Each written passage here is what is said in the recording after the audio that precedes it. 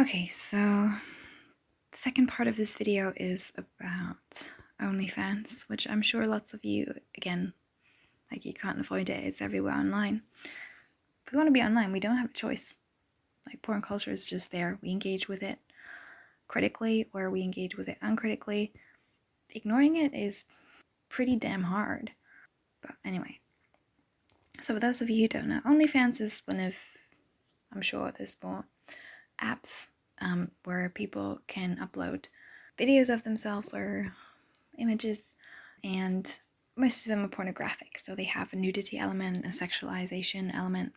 Not all of them, but really, who cares if there's a cooking channel or two on there? It's mostly porn, and we all know it. There's a really good article on this app on the Times that asks all the important questions, right? Because there's the reputation of the app, which is rather positive, right? It's like, and I really want to say I understand why it would appeal, especially during Corona, right?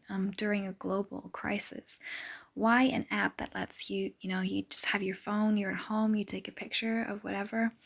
It seems easy certainly compared to, like regular prostitution. Like, I get it. I mean, if you have to choose between these two, the choice is obvious. You can even not show your face if you don't want to, but it's still a marketplace, and the market does not care about people. Like, OnlyFans is not your friend.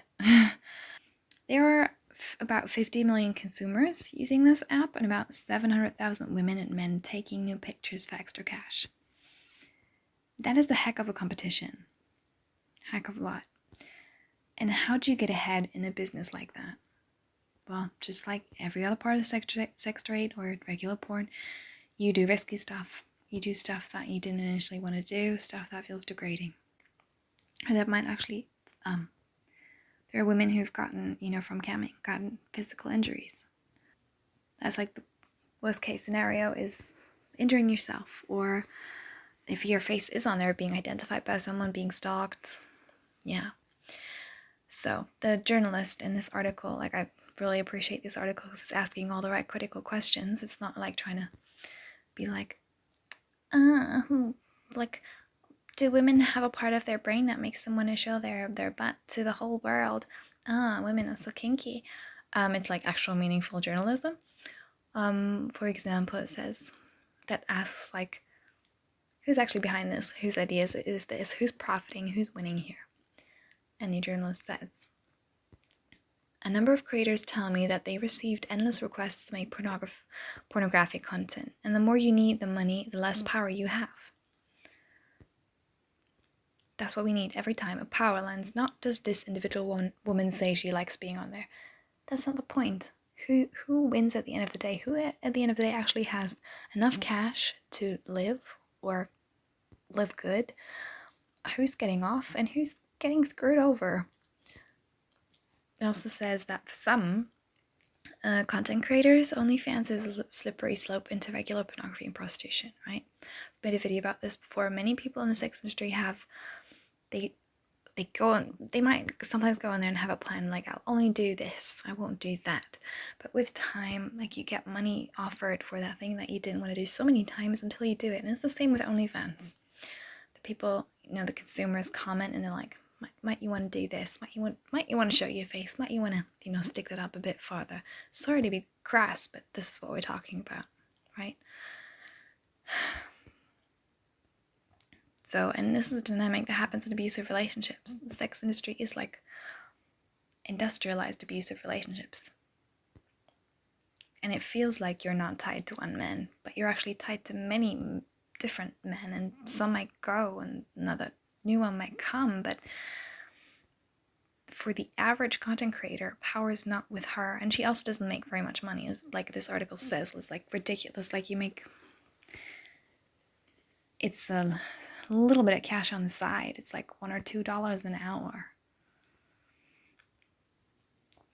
And yeah, then a thing I wondered the first time I heard of it is like, oh, does it verify accounts? And I know there's this big debate going on about Pornhub that claims that they verify accounts. Like, you send in a picture of yourself and saying, like, I consent or whatever the fuck, or I am who I am, or blah, blah. Any trafficker, pimp, whatever abusive boyfriend can just snap a picture of a woman. It's so easy to game that system. Just like any other porn hosting site, it can profit off of someone in a pimp control, someone in an abusive relationship, someone, even a child.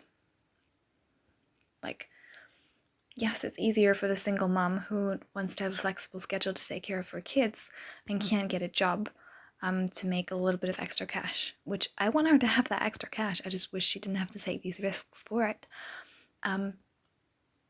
It's also neat for a pimp. It might be a fair amount of work to like really get a lot of money. Might not be so lucrative. Regular prostitution is probably more lucrative, but still.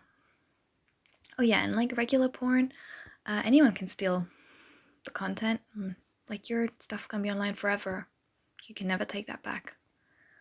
Like seriously, porn and prostitution inherently violate principles of consent just over and over again. Just like there's no way that they couldn't.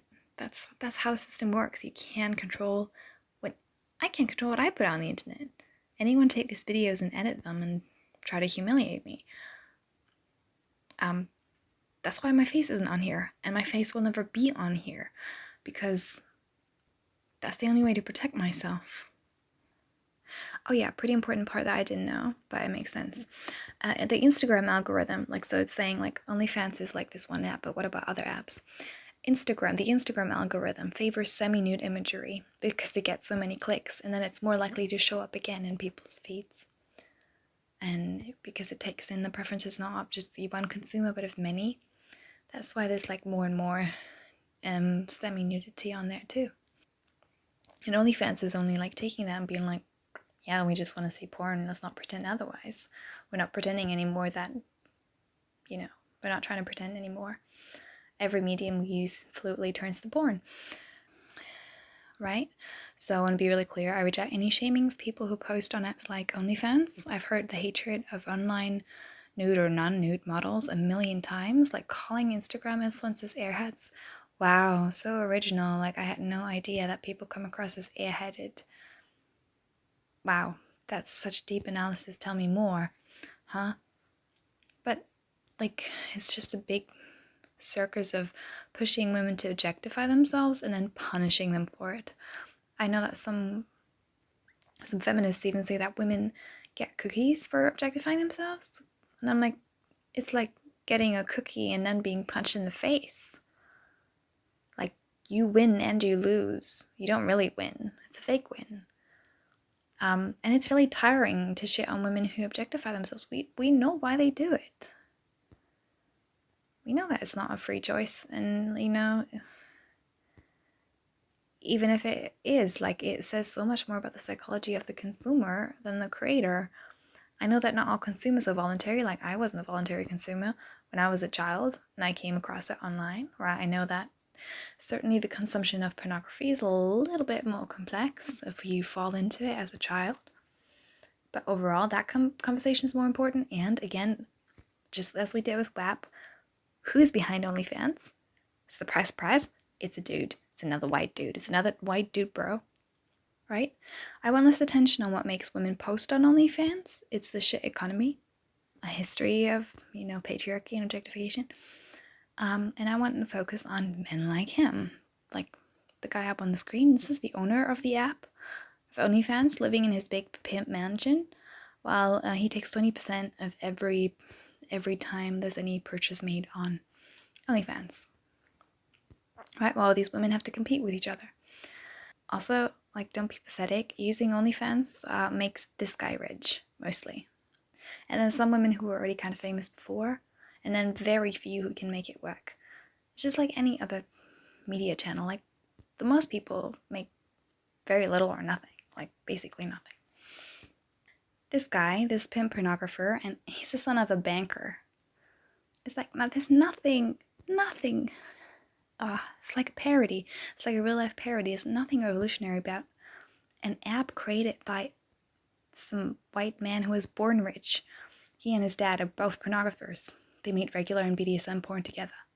and they didn't make it. They weren't in it, right? Other people took the physical risks and the mental health risks and all of it. They make the money off it by running the companies. So this guy's smart because he keeps his face out of the public. He's not like, hello, I'm Mr. Porn. It's all the women are supposed to be in the limelight being like, hey, this is such a great opportunity. Other women should try it. Yeah.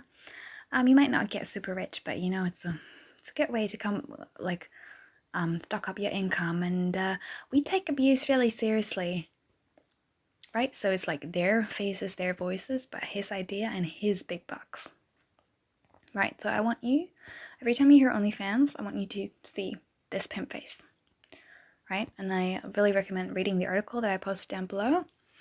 It's a really comprehensive breakdown of why OnlyFans appeals to women strapped for cash, and it seems safer and more convenient, but really is full of traps and men being pushy and abusive and taking their cut, just like any other part of the sex trade.